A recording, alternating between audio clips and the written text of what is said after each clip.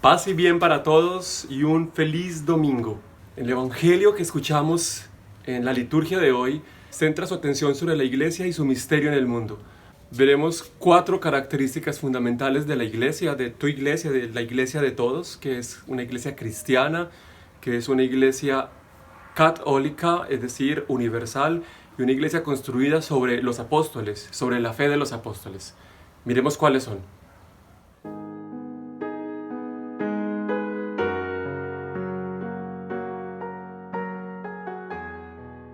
Jesús se encuentra con sus discípulos en las cercanías de Cesarea de Filipo, una ciudad dedicada a exaltar la gloria humana, a magnificar el nombre del emperador, en cuyo nombre fue construida la ciudad, y de Felipe, el gobernante que la construyó. Con este trasfondo de gloria humana, Jesús hace una pregunta fundamental a sus apóstoles, una pregunta por su identidad. ¿Quién soy yo? ¿Quién soy yo para ustedes? Es entonces cuando Pedro hace la confesión de su fe. Tú eres el Cristo, el Hijo del Dios viviente. Imaginémonos la escena. Estamos ante una ciudad que declara con su esplendor que el Salvador del mundo es Tiberio César.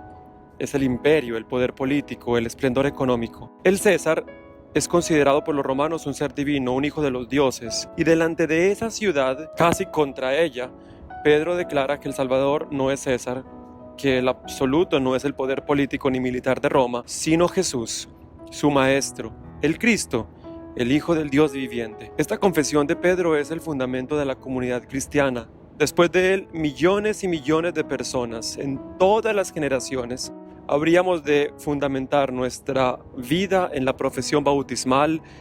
Creo en Jesús, el Cristo, Hijo único del Padre.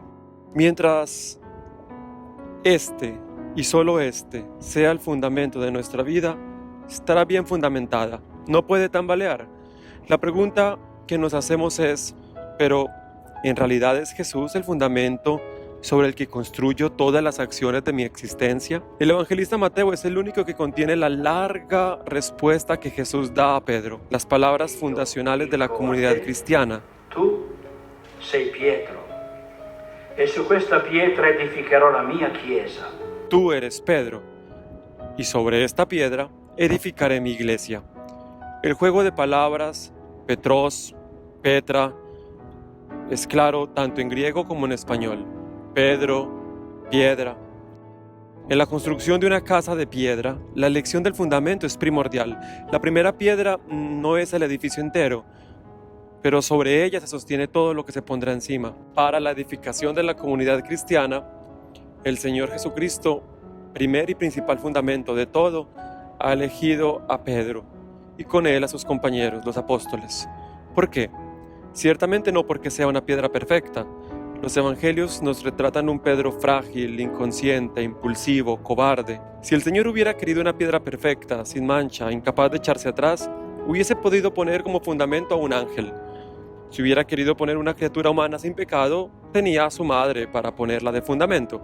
Si hubiera querido una piedra inmutable, hubiera puesto a las montañas, pero el Señor eligió a Pedro. No al Pedro fiel del año 64, crucificado por amor a Cristo, sino al Pedro con toda su realidad, con sus negaciones, con sus temores. Esta es la iglesia de la que Jesús se siente orgulloso de llamar su iglesia. La palabra iglesia viene del verbo kaleo, que significa llamar. La iglesia es el grupo de los llamados. Pedro es el primero de los llamados y después de él, todos nosotros, tú que me escuchas, yo, ninguno de nosotros tiene la fuerza de las piedras, la perfección de los ángeles, la inmutabilidad de las montañas. Somos piedras humanas, frágiles como Pedro. Sin embargo, llamados a la misma capacidad de entrega, al mismo amor apasionado por el Cristo, al mismo crecimiento humano, a la misma renuncia, a la misma capacidad de sentir a Jesús su absoluto. ¿Cómo lo sintió Pedro? La grandeza de Pedro no le viene de su perfección, sino de su amor terco, de su humildad para reconocer sus errores y de su obstinación para llegar a ser fiel. Y fiel fue, hasta el punto de morir clavado en la cruz, derramando su sangre como la de Cristo. La respuesta de Jesús contiene en el Evangelio de Mateo 4 elementos que caracterizan la iglesia que el Señor está construyendo. El primer elemento es la fuente de la fe de Pedro. Bienaventurado eres tú, Simón Pedro, porque esto no te lo ha revelado ni la carne ni la sangre, sino mi Padre que está en el cielo. La verdadera fe es solo la que el Padre revela.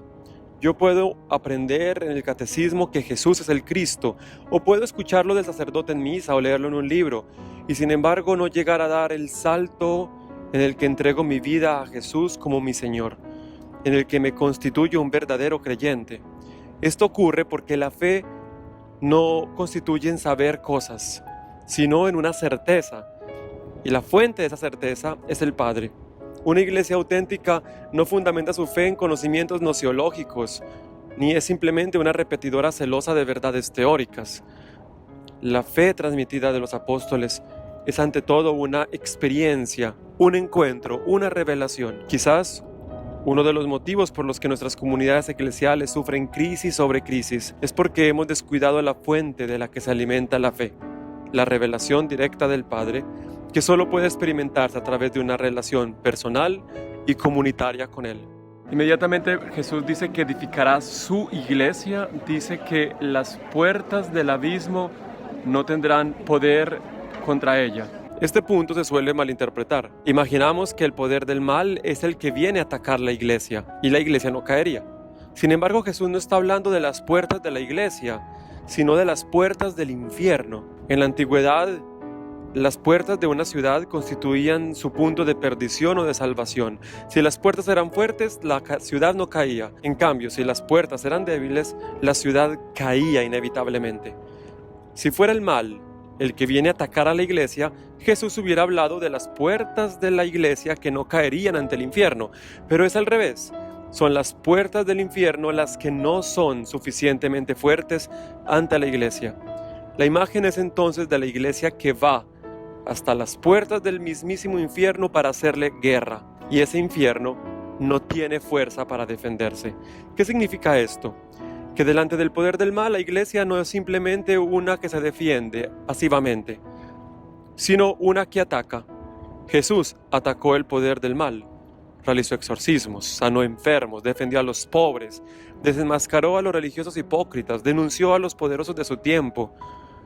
La iglesia tiene la misión histórica no de recluirse dentro de sus puertas, donde se siente segura, sino de salir a la guerra contra el mundo de Satanás, contra un mundo en el que se aprueba que un niño pueda ser asesinado por su propia madre antes de nacer, en el que nuestros líderes sociales son masacrados de manera impune, en el que la dignidad del hombre, que es la gloria de Dios, se menoscaba y se considera a los seres humanos como masas sin valor, a las que se puede dejar morir de hambre o de coronavirus o de cualquier otra enfermedad. En fin, un mundo que blasfema el nombre de Dios con sus palabras, sus obras y sus omisiones. La iglesia tiene que salir y llegar a ser de veras iglesia militante, y obviamente para esto se requiere valor y romper todo tipo de alianzas y relaciones de complicidad con el poder representante del mal. No se puede ir a la guerra contra el mundo de Satanás cuando se es amigo de sus representantes. El tercer elemento es quizás el que iconográficamente más hemos visto. A ti daré las llaves del reino de los cielos. Ahora pasamos de las puertas del infierno, que deben caer, a las puertas del reino de los cielos, cuyas llaves tiene Pedro. En la visión del Apocalipsis, la Nueva Jerusalén, imagen de la iglesia escatológica, del reino de Dios realizado plenamente, es una ciudad con las puertas abiertas día y noche. La misión de Pedro y de la iglesia es abrir estas puertas para el mundo. ¿Cómo abrió Pedro las puertas del reino de los cielos en su vida? En el libro de los Hechos de los Apóstoles se cuenta cómo Pedro predicó el día de Pentecostés a una multitud de judíos reunidos en Jerusalén, a los que Pedro acusó de haber crucificado al Señor de la vida, pero a quienes por gracia se les ofrece el perdón de los pecados. Miles se bautizaron ese día. De nuevo, el mismo Pedro fue el primero en llevar el querigma y el bautismo a los samaritanos y finalmente a los paganos, a quienes anunció el misterio del reino de los cielos a casa de Cornelio. Pedro abrió las puertas del reino, permitiendo que personas impensables, samaritanos, paganos, entrasen a participar de la alegría de Dios. Esta es la misión de la iglesia: abrir las puertas, ayudar a que otros que se sienten lejanos, fuera del amor de Dios, descubran que también ellos son bienvenidos. Y el último elemento es el poder de atar y desatar. Lo que ates en la tierra quedará atado en el cielo, lo que desates en la tierra quedará desatado en el cielo. Atar y desatar ha sido entendido como la autoridad que tiene la Iglesia para perdonar pecados, no solo en esta vida temporal, sino más allá de la muerte. También como su autoridad para enseñar, para santificar, para pastorear el pueblo santo. El verbo lio, desatar, es usado frecuentemente como sinónimo de liberar. También es misión de la Iglesia liberar al ser humano de las cargas que no le permiten vivir delante de Dios con dignidad. Se trata de una misión liberadora de toda atadura de Satanás, de toda atadura de pecado, de toda atadura de opresión y de muerte. Estas características no son responsabilidad de unas personas, sino de todos, porque la Iglesia no está constituida por el Papa y los obispos, sino por cada uno de los bautizados. Sobre la fe de Pedro, el Señor va edificando su Iglesia, poniendo piedra sobre piedra, poniéndote a ti y a mí. Cada uno de nosotros somos piedras de esta Iglesia que encuentran su unidad en el ministerio de Pedro, ejercido hoy por el Papa Francisco. Estas características que hemos visto en el Evangelio de hoy son gracia del Señor para su Iglesia. Reflexionar sobre estas características no solamente nos permiten sentirnos orgullosos de lo que la Iglesia es, sino que nos impulsan a tomar también la responsabilidad de ser Iglesia. En lugar de estar criticando a la Iglesia como si ella fuese un ente externo constituido únicamente de algunos obispos o de algunos entes jerárquicos, cada cristiano debería sentirse responsable de la construcción de esa Iglesia, una Iglesia que es fundamentada sobre una fe que solo el Señor puede revelar, una Iglesia que abre las puertas del reino de los cielos a todos, una Iglesia que debe atacar el poder del mal, segura que el poder del mal no podrá jamás prevalecer contra ella. Sintámonos orgullosos de ser Iglesia, de construir comunidad, una comunidad capaz de transparentar la presencia de Dios, el reino de Dios entre los hombres. Feliz domingo para todos.